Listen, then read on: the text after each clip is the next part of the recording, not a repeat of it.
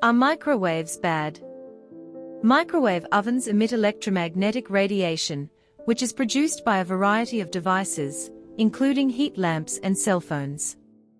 The low-frequency, low-energy radiation has the ability to move food molecules, but it lacks the strength to alter their chemical composition. Even though organisms can absorb this kind of radiation and experience physiological changes, much higher frequencies are needed to actually cause harm.